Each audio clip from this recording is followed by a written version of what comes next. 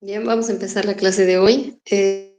Vamos a elevar nuestros pensamientos hacia Dios, siempre agradeciendo por otro día más de aprendizaje. Eh, Vamos a agradecer a todos los espíritus que nos asisten, con el fin siempre de aprovechar al máximo todo lo que estamos aprendiendo. Que así sea. Que así sea. Ya, hoy nos toca ver lo que es el capítulo 6 y tenemos 9 puntos en este capítulo, ¿ya? Es un capítulo un poco largo, entonces esperemos acabar hoy día o vamos a ver hasta qué hora avanzamos. Tal vez en algún momento se van a sentir cansados o cansadas, me hacen saber y continuamos tal vez en otro momento porque es un poquito largo, ¿ya? Vamos a empezar entonces con el punto número 1, que son los espíritus cesantes.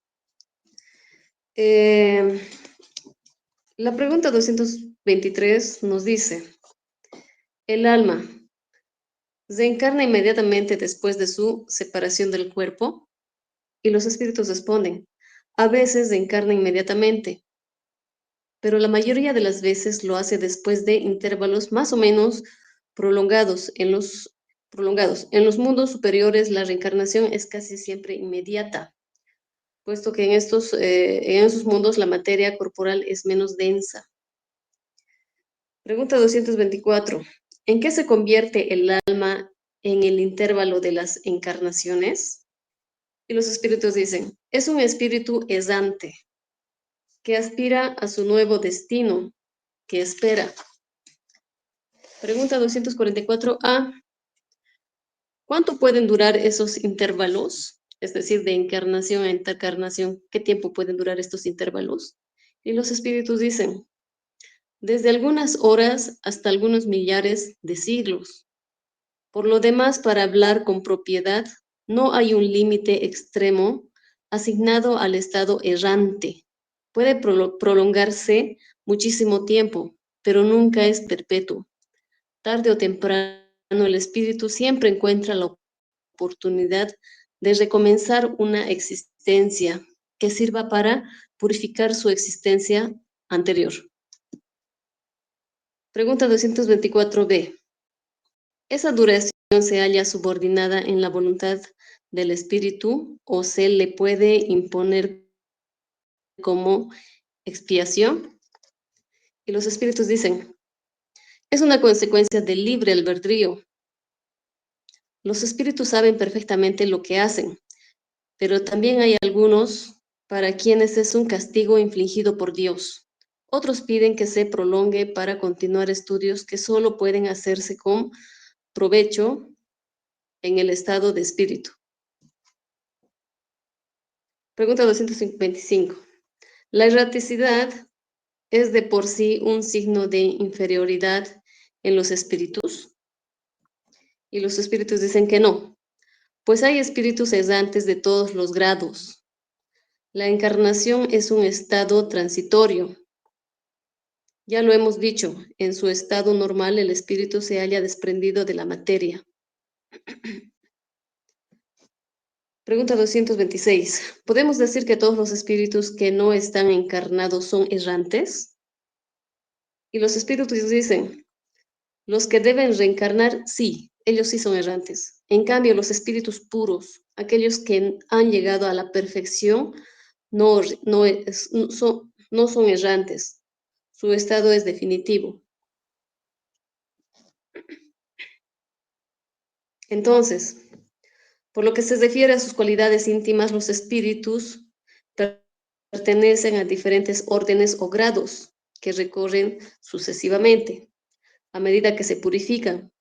En cuanto a su estado, pueden ser encarnados. Número 1, encarnados. Es decir, unidos a un cuerpo.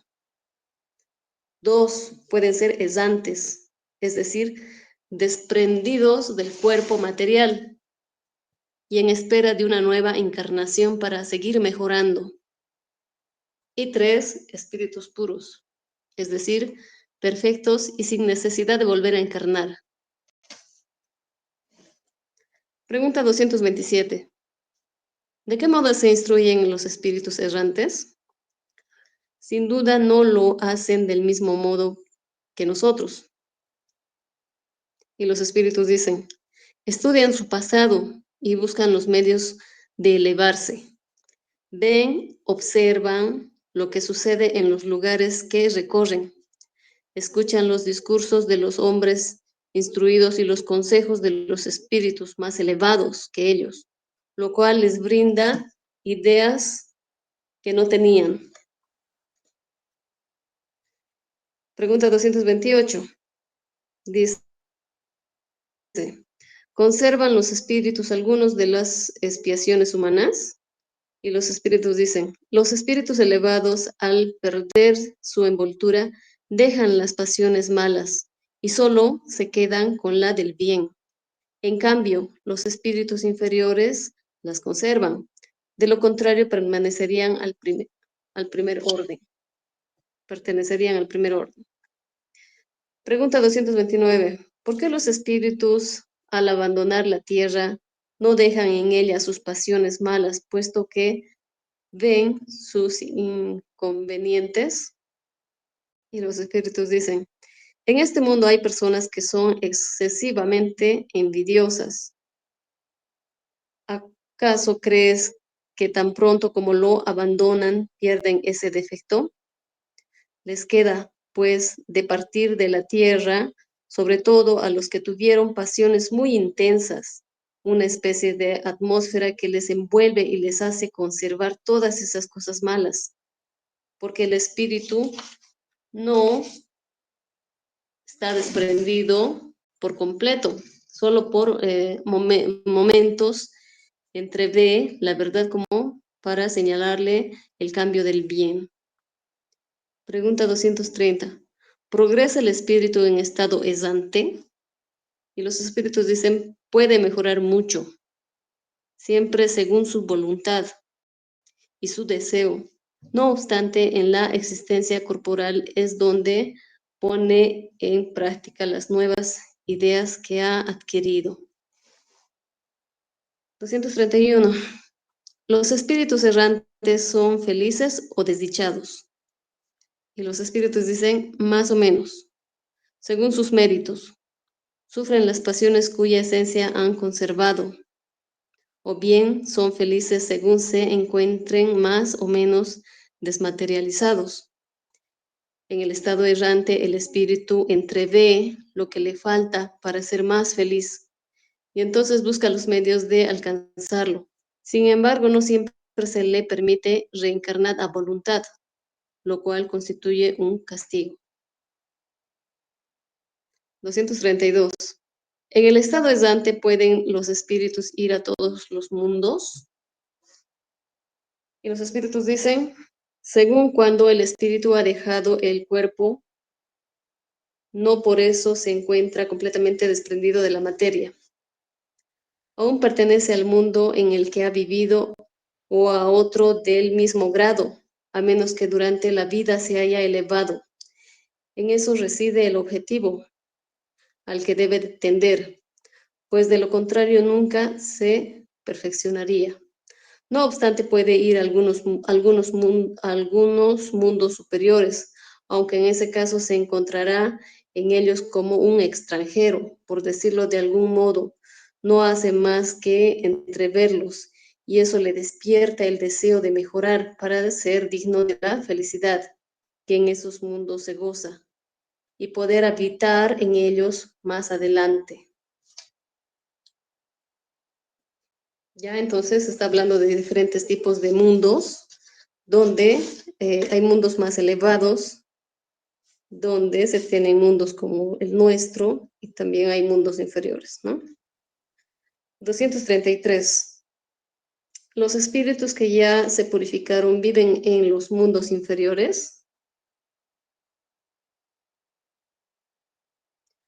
Y los espíritus dicen, suelen venir, o bueno, los espíritus que ya se purificaron vienen a los mundos inferiores. Y los espíritus dicen, suelen venir para ayudarlos a progresar, pues de lo contrario esos mundos estarían librados a sí mismos, sin guías que los dirigieran. Entonces los espíritus superiores sí suelen bajar a los mundos inferiores, pero con el objetivo de ayudar, con el objetivo de colaborar con los espíritus que están abajo y tratar de subirlos ellos también. Bajan por solidaridad. Pregunta 234. ¿Existen, como se ha dicho, mundos que sirven a los espíritus errantes como estaciones y lugares de descanso? Y los espíritus dicen, sí hay mundos particularmente destinados a los seres errantes, mundos en los que pueden residir por algún tiempo, especies de vivaques o campamentos, donde descansar durante una prolongada erraticidad, estado que siempre es un tanto penoso. Son posiciones intermedias entre los otros mundos, graduadas conforme a la naturaleza de los espíritus que pueden ir allí, los cuales gozan de un bienestar más o menos intenso. Sigue la misma diapositiva, no están cambiando. Sí, ese es el punto número 1. Este es un tema bastante largo para poner las mismas preguntas. Las estoy leyendo las preguntas y bueno, también estamos explicando lo que son las respuestas, ¿ya? Pero esto de los espíritus errantes es largo y son 9 puntos en total. Sí, pero la diapositiva no está cambiando, sigue la de inicio. Exacto, no va a cambiar. No me he dado el tiempo de poder hacer todas las preguntas, es bastante largo este tema. Ya, entonces he Bueno. puesto como título los subtítulos. Ya, entonces sí estamos en el tema de espíritus errantes, pero no está pregunta por pregunta escrita.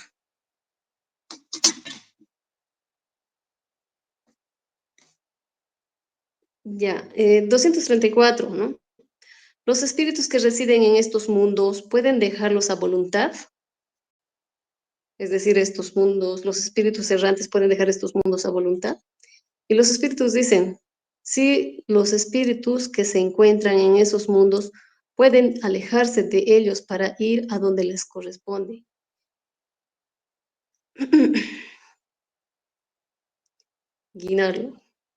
Guiarlos, como aves de paso que se deciden en una isla mientras recobran fuerzas para dirigirse a su destino. Es decir, al final estos mundos son un lugar donde ellos pueden obtener más fuerzas para continuar el camino, ¿no? Para seguir evolucionando. Pregunta 235. ¿Progresan los espíritus durante su estancia en los mundos transitorios? Y los espíritus dicen, sin ninguna duda, lo que se reúnen de tal modo lo hacen con el objetivo de instruirse y obtener mayor facilidad, el permiso para dirigirse a lugares mejores y llegar a la posición que alcanzan los elegidos. 236. Los mundos transitorios, por su naturaleza especial, están perpetuamente destinados a los espíritus errantes. Y los espíritus dicen no. Su posición es solo temporaria. Pregunta 236a. ¿Están habitados al mismo tiempo por seres corporales? Y los espíritus dicen que no. Estos mundos transitorios no están habitados por seres corporales. Su superficie es estéril. Quienes habitan en ellos no tienen necesidad de nada. Pregunta 236b. ¿Esa esterilidad es permanente y proviene de su naturaleza especial? Y los espíritus dicen no, son estériles de manera transitoria. Nos podemos dar cuenta que hasta los mundos van evolucionando. Es decir, no todo el tiempo o eternamente van a ser mundos estériles. Es así como empieza tal vez un mundo y luego también el mundo va evolucionando. 236c. Esos mundos en tal caso deben de estar desprovistos de belleza natural. Y los espíritus dicen, la naturaleza se traduce en las bellezas de la inmensidad, que no son menos admirables que lo que ustedes llaman bellezas naturales. 236d. Puesto que el estado de esos mundos es transitorio, ¿nuestra Tierra estará algún día en esa situación? Y los espíritus dicen, ya lo estuvo. Es decir, que nuestro planeta Tierra también ha pasado por esa etapa. También ha sido un mundo transitorio. Pregunta 236. ¿En qué época? Y los espíritus dicen, durante su formación, cuando se estaba formando el planeta. ¿Ya? Entonces podemos decir que los mundos también evolucionan. El planeta Tierra en algún momento fue un mundo transitorio. Y en ese momento imperfecto, sin vida, Dios quiso que sirviera para algo. Y era habitado por espíritus cesantes para recobrar fuerzas. Ahora sí, ya, a eso se refería, ¿no? Estábamos en mundos transitorios. Sí, tenía toda la razón, guía. Mundos transitorios era, ¿no? Ya, punto 3. Percepciones, sensaciones y padecimientos de los espíritus. Ese sería el punto 3. 237. El alma, una vez en el mundo de los espíritus, conserva las percepciones que tenía cuando estaba encarnada. Y los espíritus dicen sí, y otras que no poseía. Es decir, aparte de esas, también otras que no poseía. Porque su cuerpo era como un velo que las oscurecía. La inteligencia es un atributo del espíritu, pero se manifiesta más libremente cuando éste no tiene trabas. Al final, el cuerpo es una traba para poder percibir todo lo que el espíritu en realidad percibe. El espíritu percibe mucho más en espíritu que cuando está encarnado. ¿Ya? Pregunta 238. ¿Las percepciones y los conocimientos de los espíritus son ilimitados? En una palabra, ¿lo saben todo? Y los espíritus dicen, cuanto más se acerca a la perfección, más saben. Si son superiores, saben mucho. Los espíritus inferiores son más o menos ignorantes en lo relativo a todas las cosas. Pregunta 239. ¿Los espíritus conocen el principio de las cosas? Y los espíritus responden, eso depende de su evolución y su pureza. Los espíritus inferiores desconocen muchas cosas, al igual que los hombres. 240. ¿Los espíritus comprenden el transcurso del tiempo como nosotros? Y los espíritus responden que no. Y eso hace que no siempre nos comprendan cuando se trata de fijar fechas o épocas.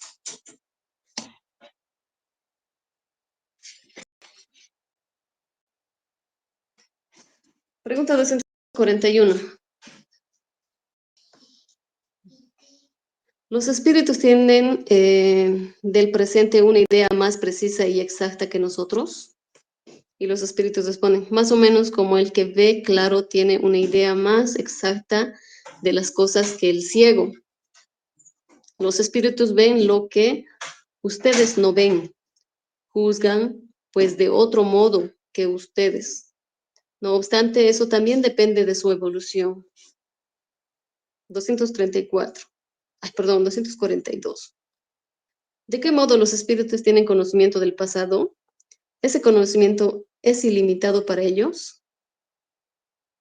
Y los espíritus dicen, el pasado, cuando de él nos ocupamos, es un presente del mismo modo que cuando tú recuerdas algo que te impresionó durante tu exilio, solo que nosotros ya no tenemos el velo material que oscurece tu inteligencia.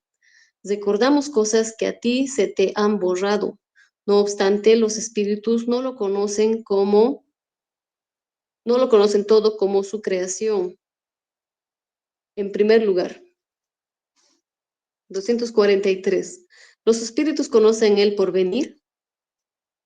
Eso también depende de su perfección. A menudo solo lo entreven, pero no siempre se les permite revelar cuando lo ven. Les parece presente. Cuando lo ven les parece presente. El espíritu ve el porvenir con mayor claridad a medida que se acerca a Dios. Después de la muerte, el alma ve y abarca de una mirada sus emigraciones pasadas, pero no puede ver lo que Dios le prepara. Para ello es necesario que al cabo de muchas existencias esté totalmente compenetrada con Dios. 243a. Los espíritus que llegaron a la perfección absoluta tienen un conocimiento completo del porvenir. Y responden los espíritus. Completo no es la palabra, pues solo Dios es el soberano, Señor, y nadie puede ignorarlo. Pregunta 244.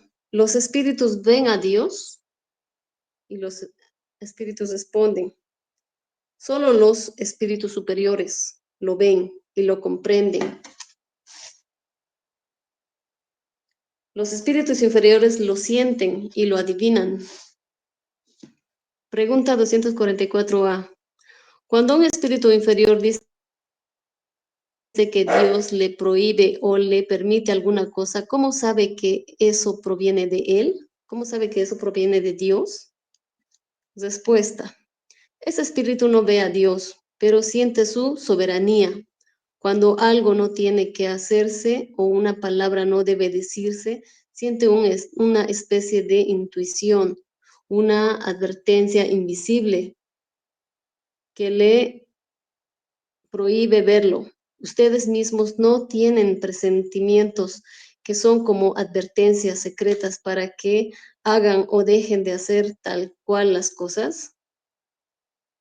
Lo mismo nos ocurre a nosotros, solo que en un grado superior, pues comprenderás que dado que la esencia de los espíritus es más sutil que la de ustedes, ellos pueden recibir mejor las advertencias divinas. Pregunta 244b. ¿La orden es transmitida al espíritu directamente por Dios o por intermedio de los espíritus? Y los espíritus responden, no, no le llega directamente de Dios. Para comunicarse con Dios hay que ser digno de ello. Dios le transmite sus órdenes a través de espíritus que se hallan más elevados en perfección e instrucción. 245. La vista en los espíritus está circunscrita como en los seres corporales, es decir, está limitada o reducida, y los espíritus dicen no, reside en ellos. 246. ¿Los espíritus necesitan luz para ver? Y los espíritus responden, ven por sí mismos y no necesitan luz exterior. Para ellos no hay tinieblas, excepto aquellas en las que pueden encontrarse por expiación. 247. ¿Los espíritus necesitan trasladarse para ver en dos puntos diferentes? ¿Pueden ver, por ejemplo, de manera simultánea en los dos hemisferios del globo? Y los espíritus responden. Como el espíritu se traslada con la rapidez del pensamiento, podemos decir que ve en todas partes a la vez. Su pensamiento puede irradiar y dirigirse al mismo tiempo a muchos puntos diferentes, pero esa facultad depende de su pureza.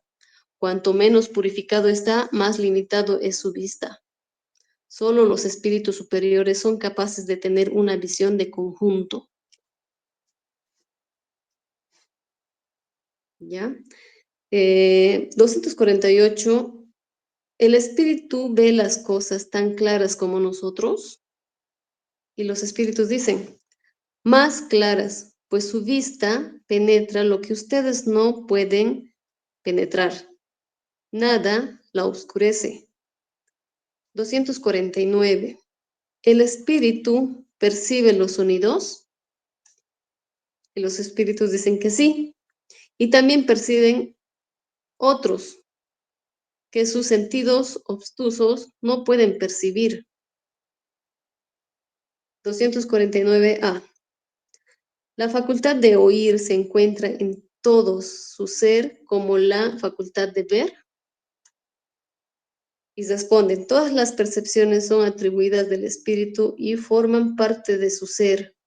Cuando se encuentra revestida de un cuerpo material, dichas percepciones solo le llegan por conducto de los órganos, pero en el estado de libertad dejan de estar localizadas. Es decir, como espíritu, su sensibilidad con sus sentidos es mucho más que cuando están encarnados. Cuando estamos encarnados, tenemos demasiados límites para ver, oír, sentir. 250.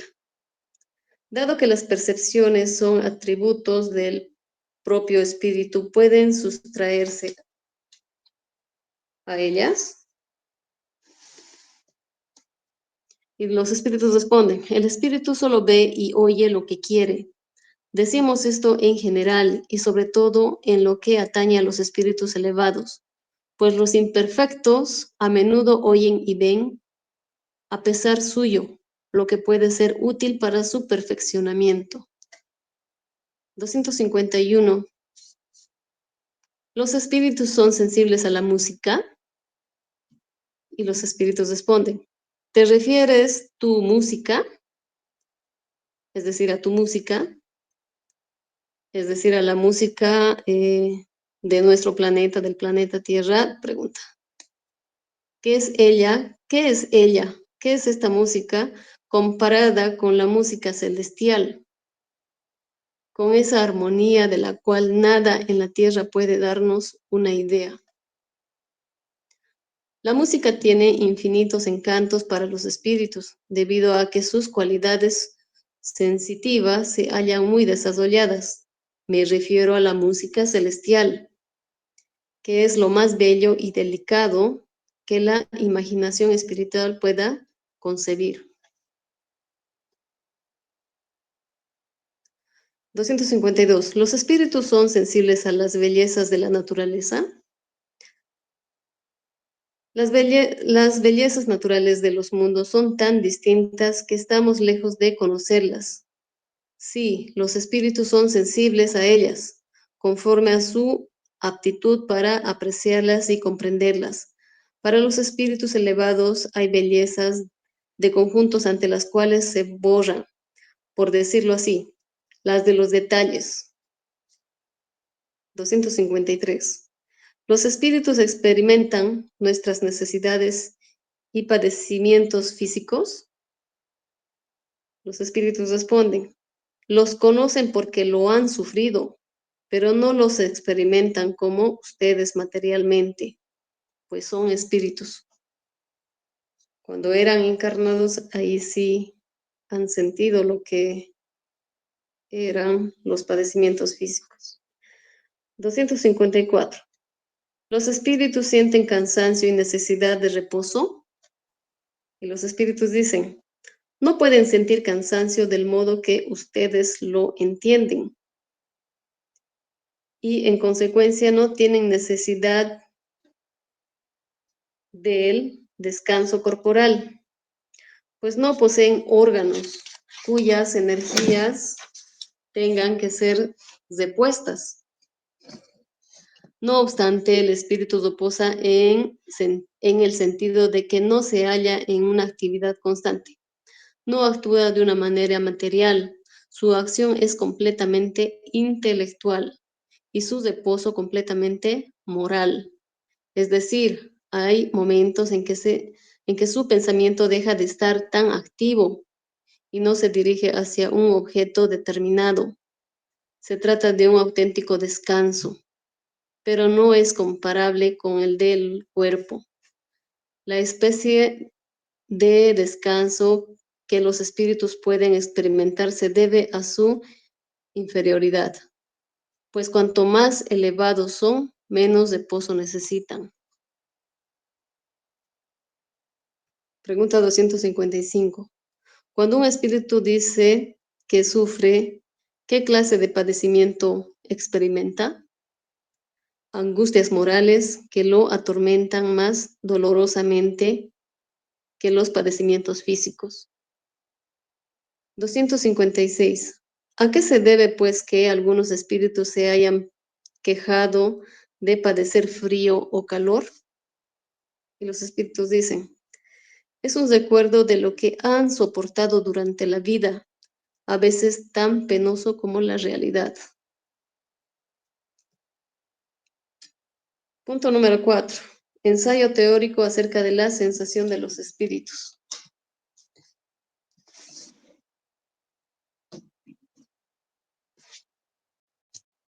Dice la 257, que más que una pregunta es un ensayo que se ha hecho, y a eso se refiere, de la sensación de los espíritus. El cuerpo es un instrumento del dolor. Si no constituye su causa primera, es al menos su causa inmediata. El alma tiene la percepción de ese dolor. Dicha percepción es el efecto, el acuerdo del dolor que el alma conserva. Puede ser muy penoso, pero no puede tener una acción física. En efecto, ni el frío ni el calor pueden desorganizar los tejidos del alma. El alma no puede helarse ni quemarse. No vemos a diario que el recuerdo o la aprehensión de un mal físico producen el mismo efecto que la realidad y que incluso ocasiona la muerte. Todo el mundo sabe que las personas a quienes se les amputó un miembro sienten dolor en ese miembro que ya no existe. Por cierto, dicho miembro no es la sede del dolor, ni siquiera su punto de partida. El cerebro ha conservado la impresión, eso es todo. Podemos creer, pues, que hay algo análogo de los padecimientos del espíritu después de la muerte.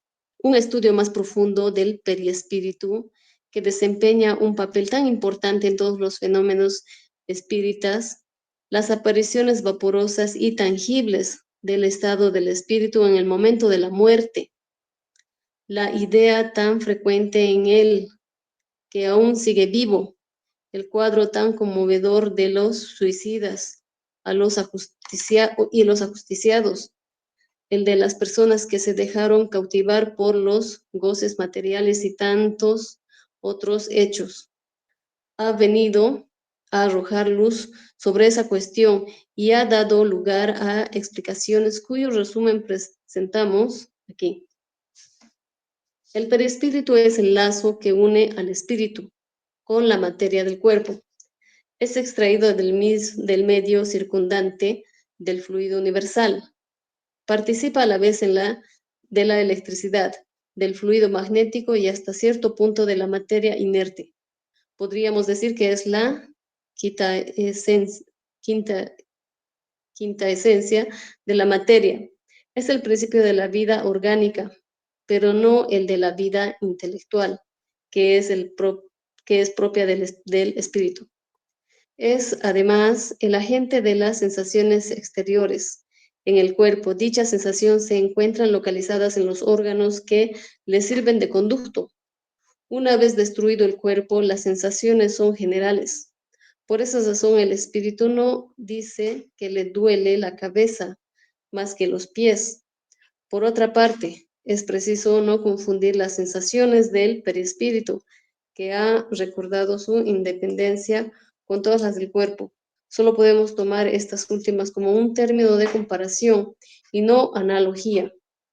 Desprendido del cuerpo, el espíritu puede sufrir, pero ese sufrimiento no es del cuerpo, aunque tampoco se trata de un sufrimiento exclusivamente moral, como el remordimiento, puesto que se deja del frío y del calor.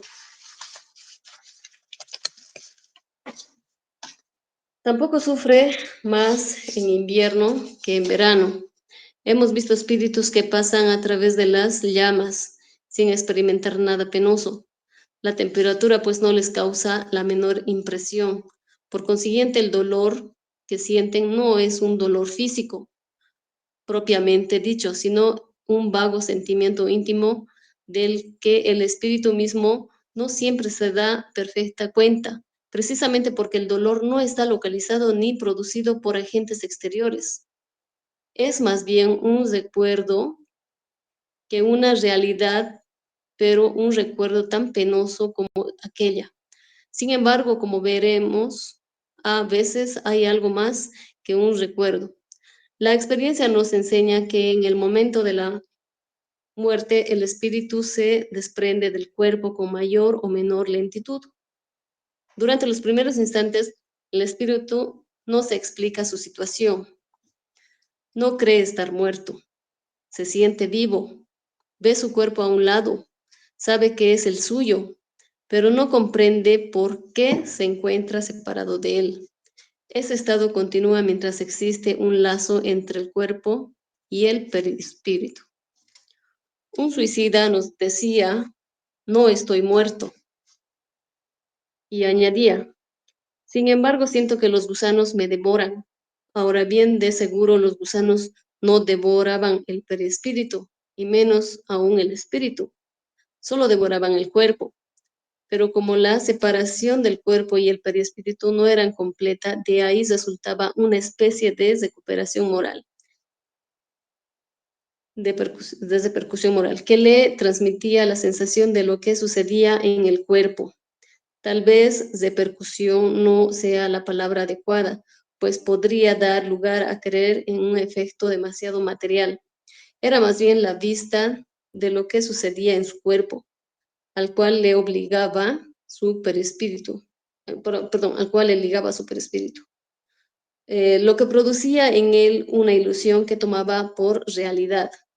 Es decir, él veía como su cuerpo era devorado por gusanos y lo sentía real. Eso era porque todavía había esa sensibilidad en el perispíritu y el espíritu sentía el hecho de que los gusanos se comieran el cuerpo. Así pues, no se trataba de un cuerpo, puesto que en vida nunca había sido devorado por gusanos. Era un sentimiento actual. Vemos de ese modo las deducciones que pueden extraerse de los hechos cuando se los observa con atención. Durante toda la vida el cuerpo recibe más impresiones exteriores y las transmite al espíritu por, por intermedio del perispíritu, que constituye probablemente lo que se denomina fluido nervioso. Cuando está muerto, el cuerpo no siente nada más porque en él ya no hay espíritu ni perispíritu. Desprendido del cuerpo, el perispíritu experimenta la sensación, pero como ésta ya no llega por un conducto limitado, es una sensación general. Ahora bien, como el perispíritu solo es una realidad, solo es en realidad un agente de transmisión, puesto que la conciencia pertenece al espíritu, de ahí resulta que pudiera existir un perispíritu sin espíritu. Aquel no sentiría más que lo que siente el cuerpo cuando está muerto. Del mismo modo, el espíritu no tuviera perispíritu, sería inaccesible a toda sensación penosa. Esto sucede a los espíritus completamente purificados. Sabemos que cuanto más se purifican, más etérea se torna la esencia del perispíritu, de donde se consigue que la influencia material disminuye a medida que el perispíritu progresa. Es decir, a medida que el perispíritu se vuelve menos denso, se dirá, no obstante, que las sensaciones agradables son transmitidas al espíritu mediante el perispíritu, del mismo modo que las sensaciones desagradables. Ahora bien, si el espíritu puro es inaccesible a estas, debe serlo también a las otras. Esto es así sin duda en lo que respecta a las sensaciones que provienen únicamente de las influencias de la materia que conocemos. El sonido de nuestros instrumentos, el perfume de nuestras flores, que le causan, que no le causan ninguna impresión. Sin embargo, hay en él sensaciones íntimas de un encanto indefinible acerca de las cuales no podemos formarnos ninguna idea, porque somos en relación con ellas como ciegos de nacimiento respecto a la luz. Sabemos que existen, pero ¿de qué modo? Ahí se detiene nuestra ciencia. Sabemos que en el perispíritu hay percepción, sensación, audición, visión, que esas facultades son atribuidas de todo su ser y no de una parte de este, como en el hombre. Pero volvemos a preguntarnos, ¿de qué manera? No lo sabemos.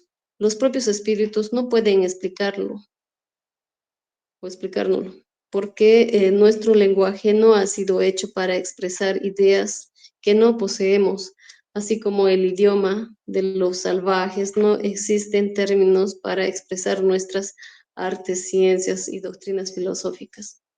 Al decir que los espíritus son inaccesibles a las impresiones de nuestra materia, nos referimos a los espíritus muy elevados, cuya envoltura etérea no tiene analogía en la tierra. No sucede lo mismo con aquellos cuyos espíritus es más denso. Estos espíritus perciben nuestros sonidos y olores, pero no por medio de una parte limitada de su persona, como cuando estaban vivos. Podríamos decir que las vibraciones moleculares se hacen sentir en la totalidad de su ser y llegan así a su sensorio común, que es el propio espíritu.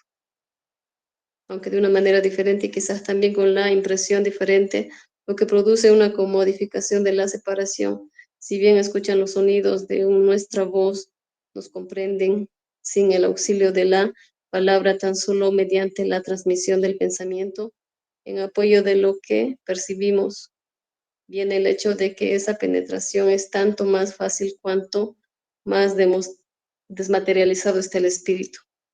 En lo que respecta a la visión de los espíritus, es independiente de nuestra luz. La facultad de ver es un atributo esencial del alma, para la cual no existe la oscuridad.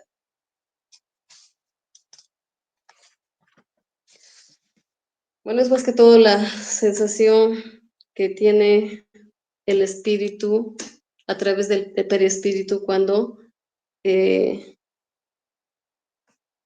una persona desencarna.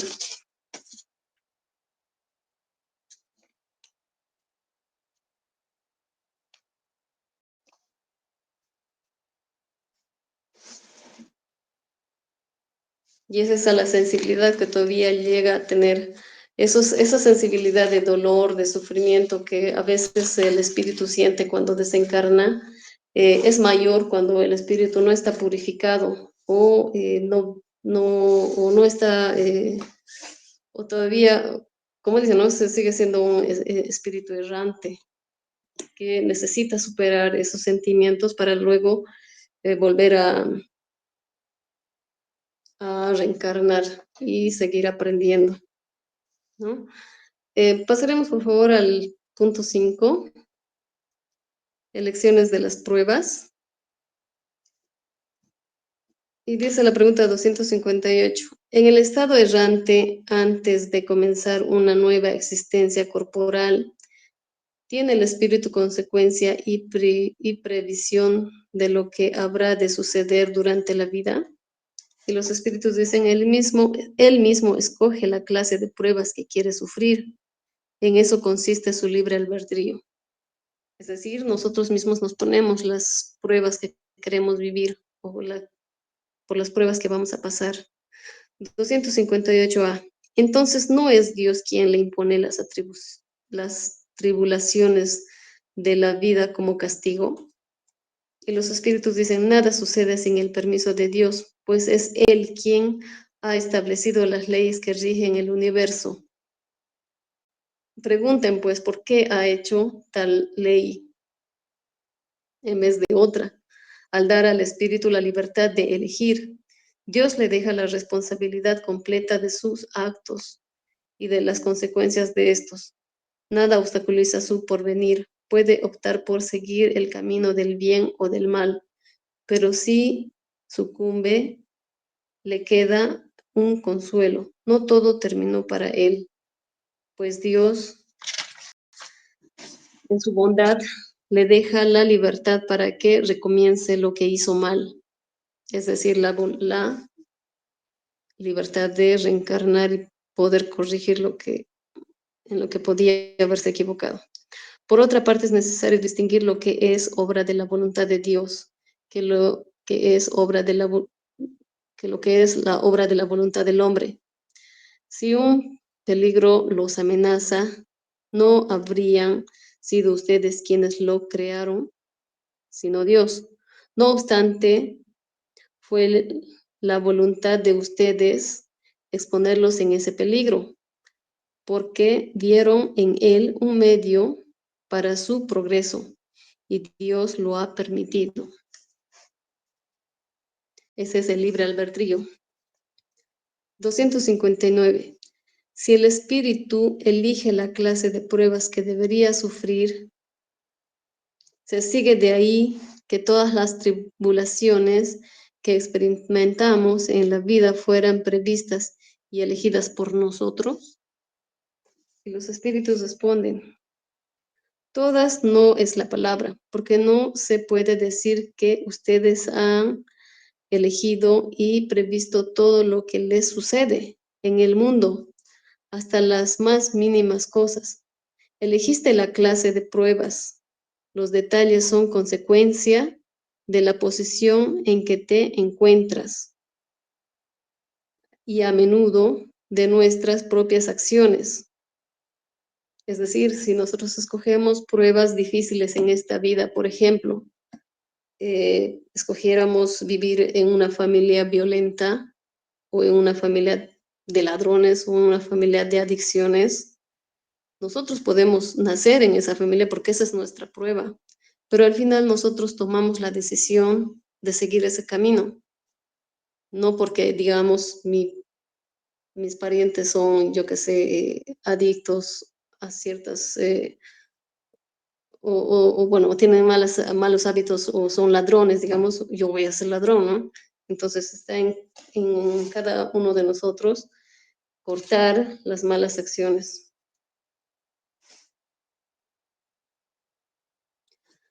Pregunta 260. ¿Cómo es posible que el espíritu quiera nacer entre personas de mala vida? Y los espíritus dicen, es preciso que sea enviado a un medio en el que pueda sufrir la prueba que ha pedido. Es así, tiene que haber analogía para luchar contra el instinto de la delincuencia. Es necesario que el espíritu se encuentre entre personas de esa clase, porque esa es su prueba. 260. Si en la tierra no hubiera personas de mala vida, el espíritu no encontraría aquí el medio necesario para sufrir ciertas pruebas. ¿Acaso deberíamos juzgarnos o deberíamos quejarnos por ello? Es lo que sucede en los mundos superiores, donde el mal no tiene acceso. Por esa razón, en esos mundos solo hay espíritus buenos. Hagan que pronto suceda lo mismo en nuestra tierra. Es decir, hace rato, bueno, hace rato habíamos comentado que los mundos también evolucionan. Si bien tal vez nuestro mundo ha empezado en la formación y, bueno, ahora es una tierra de expiación, puede llegar a ser un mundo donde habiten espíritus buenos y donde no haya maldad. Entonces, eso es a lo que se espera llegar y eso es a lo que va evolucionando nuestra Tierra. 261. El espíritu en las pruebas que deben sufrir. El espíritu en las pruebas que debe sufrir para alcanzar la perfección debe experimentar las diversas clases de tentaciones, debe pasar por todas las circunstancias que pueden excitar en él el orgullo, la envidia, los celos, la avaricia, la sensualidad, etc. Y dicen los espíritus, por cierto que no, pues saben que hay espíritus que siguen desde el comienzo un camino que los exime de muchas pruebas. Con todo, con todo, el que se deja llevar por el camino del mal ocurre todos los peligros que hay en él. Si un espíritu, por ejemplo, pide riqueza, se le podrá conceder. Entonces, conforme a su carácter, podrá volverse avaro o pródigo, egoísta o generoso, o bien se entregará a todos los goces de la sensualidad. Sin embargo, eso no quiere decir que deba pasar forzosamente por todas esas series de inclinaciones. 262. ¿De qué modo el espíritu, que en su origen es simple, ignorante y carece de experiencia, puede elegir una existencia con conocimiento de causa y ser responsable de esta elección? Los espíritus dicen, Dios suple su experiencia al señalarle el camino que debe seguir, como haces tú con un niño desde la cuna. No obstante, poco a poco lo deja ser dueño de elegir. A medida que su libre albedrío se desarrolla, en ese caso, si no escucha los consejos de los espíritus buenos, suele extraviarse y seguir el camino del mal. A eso se le puede llamar la caída del hombre. Dios nos guía en nuestros primeros caminos, en nuestros primeros pasos, pero ya luego es nuestra decisión el hacer las cosas bien o no. 262A. Cuando el espíritu goza de su libertad, de su libre albedrío, la elección de la existencia corporal depende siempre en forma exclusiva de su voluntad, o bien la voluntad de Dios puede imponerle esa existencia como expiación. Dios sabe esperar, no apresura la expiación. Sin embargo, Él puede imponerle una existencia a un espíritu cuando éste, por su inferioridad o mala voluntad, no es apto para comprender lo que sería más saludable para sí mismo. Y cuando ve que esa existencia puede servir para que el espíritu se purifique y progrese, al mismo tiempo que encuentra en ella una expiación. 263. El espíritu hace su elección inmediata después de la muerte y los espíritus dicen no. Muchos creen en la eternidad de las penas, lo cual, como ya se ha dicho, es un castigo. 264. ¿Qué es lo que dirige al espíritu en la elección de las pruebas que desea sufrir? El espíritu elige las pruebas que puede ser para él una expiación por la naturaleza de sus faltas, y que lo hacen adelantar más deprisa. Así pues, algunos se imponen una vida de miseria o privaciones para tratar de soportarla con valor. Otros quieren probarse mediante las tentaciones de la fortuna, el poder, mucho más peligrosas por el absoluto, por el abuso y el mal uso que se puede hacer de ellas, así como por las pasiones malas que fomentan. Otros, por último, quieren probarse mediante la lucha que habrán de sostener en contacto con el vicio. 265. Si algunos espíritus eligen el contacto con el vicio como prueba, los hay que lo eligen por simpatía o por el deseo de vivir en un medio acorde a sus gustos o para poder entregarse sensualmente a inclinaciones materiales. Y los espíritus dicen, los hay, es cierto, pero solo son los espíritus cuyo sentimiento moral aún no encuentran poco desarrollo. La prueba viene por sí misma y la sufren por más tiempo. Tarde o temprano comprenden que la satisfacción de las pasiones brutales genera en ellos consecuencias deplorables, que habrán de sufrir durante el tiempo de que les procesa eterno.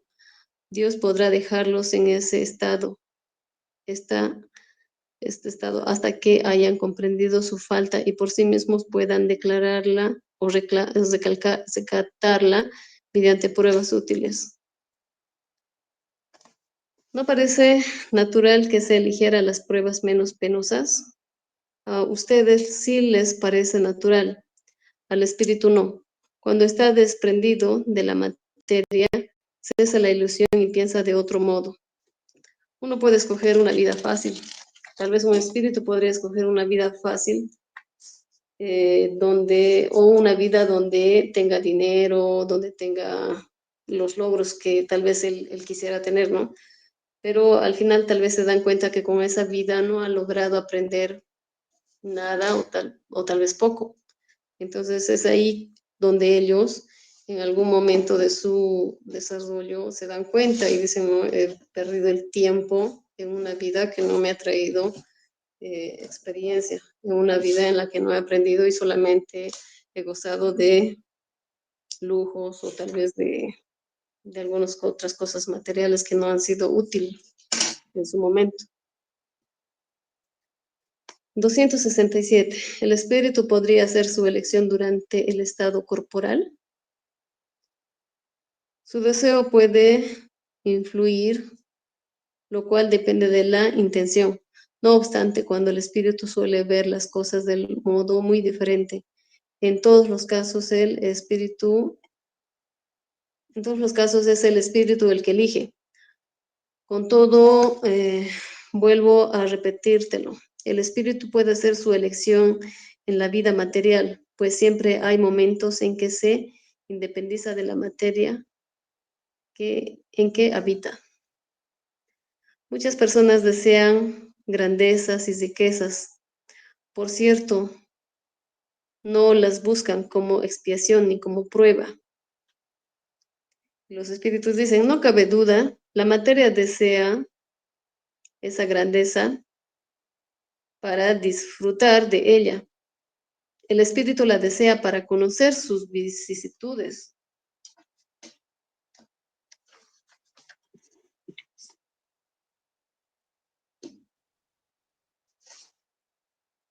(268) Hasta que llega el estado de pureza perfecta, ¿debe el espíritu sufrir pruebas de modo constante? Y los espíritus dicen, sí, pero no son pruebas tal como ustedes las entienden. Ustedes llaman pruebas a las tribulaciones, es decir, a las tribulaciones materiales. Ahora bien, cuando el espíritu llega a cierto grado, aunque todavía no sea perfecto, ya no tiene que sufrir esas pruebas. No obstante, siempre tiene deberes deberes que lo ayudan a perfeccionar y no le resultan penosas en modo alguno, aunque más no sea el de ayudar a otros a perfeccionarse. 269. El espíritu puede equivocarse respecto a la eficacia de las pruebas que ha elegido. Y los espíritus dicen, puede elegir una que sea superior a sus fuerzas, en cuyo caso sucumbe. También puede elegir una que no le aproveche en absoluto, como por ejemplo si busca un género de vida ocioso e inútil. Sin embargo, en ese caso, cuando él vuelve al mundo de los espíritus, se percata de que no ganó nada y pide recuperar el tiempo, ¿no? Entonces se pueden poner pruebas muy altas y en esas pruebas muy altas, tal vez de demasiados en esas pruebas muy altas, tal vez pueden no tener los resultados que hubiesen querido porque son pruebas muy difíciles. Entonces, ahí también sucumbe, ¿no? Ahí también cae. Como también escogen tal vez, como les decía, vidas muy fáciles, en la que tampoco aprenden nada. Entonces, Sí escogen ellos el tipo de pruebas que quieren tener, pero tienen que saber escogerlas de acuerdo al grado en el que están. 270. ¿A qué obedecen las vocaciones de determinadas personas a su voluntad de seguir una carrera con preferencia a otra? Responden los espíritus. Me parece que ustedes mismos pueden responder esa pregunta. No es la consecuencia de cuánto hemos dicho acerca de la elección de las pruebas y del progreso cumpliendo en una existencia anterior. En una existencia anterior, ¿no? Entonces, se refiere a las vocaciones que se tienen para escoger una carrera. Están hablando de que va de acuerdo a las pruebas que se quieren poner y el progreso que se quiere tener ya de acuerdo a una existencia que hayan tenido, es decir, a una anterior vida que hayan ya vivido. 271. En el estado errante, cuando el espíritu estudia las diversas condiciones en que podría progresar, ¿cómo piensa hacerlo si nace, por ejemplo, en un pueblo de caníbales?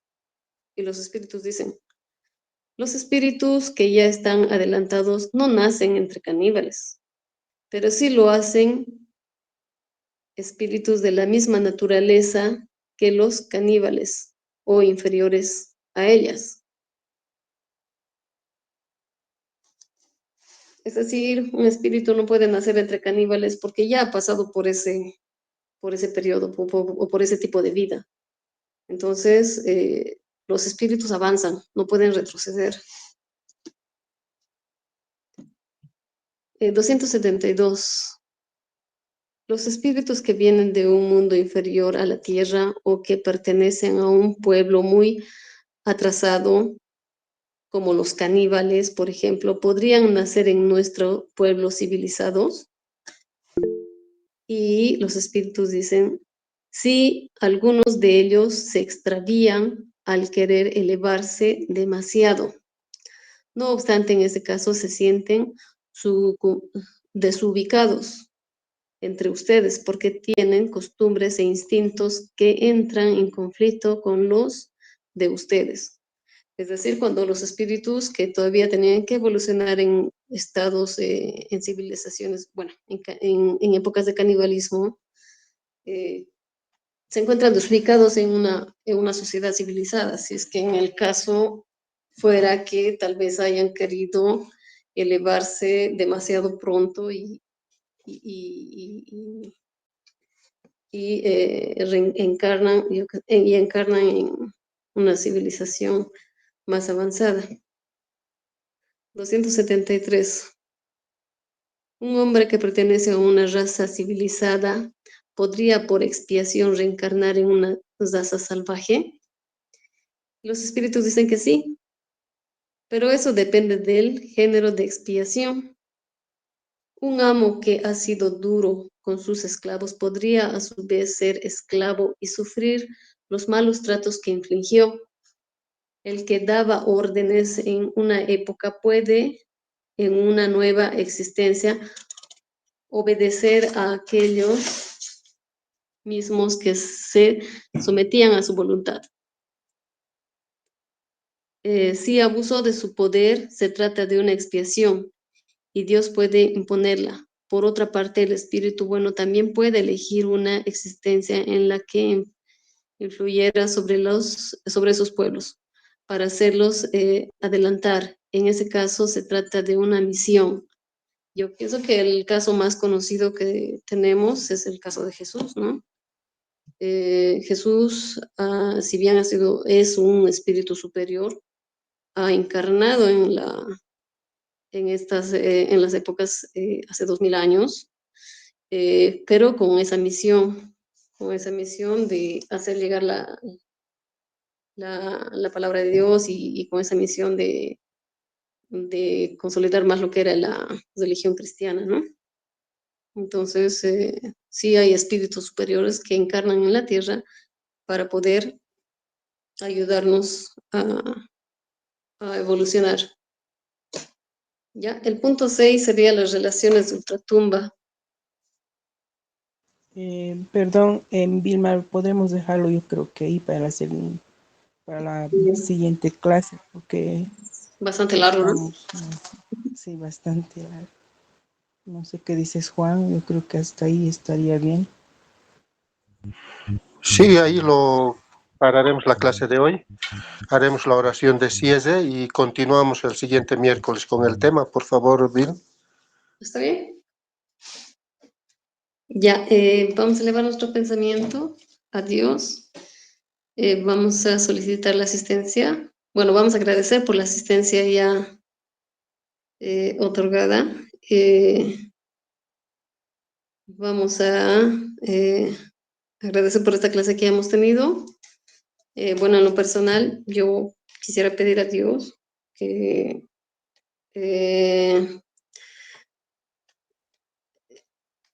pedir por la salud de nuestro hermano Juan, que esperamos que, bueno, primeramente se mejore, que todo salga bien y que pues nos siga acompañando más tiempo. Él es, bueno, es nuestro, ha sido un guía todo este tiempo que lo hemos conocido. Nos ha colaborado mucho con todo lo que es el conocimiento espírita y es una buena acción la que hace.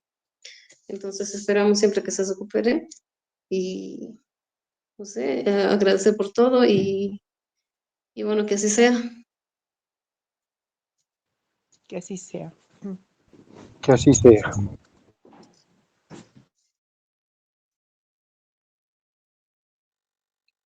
Bien, si no tienen ninguna pregunta.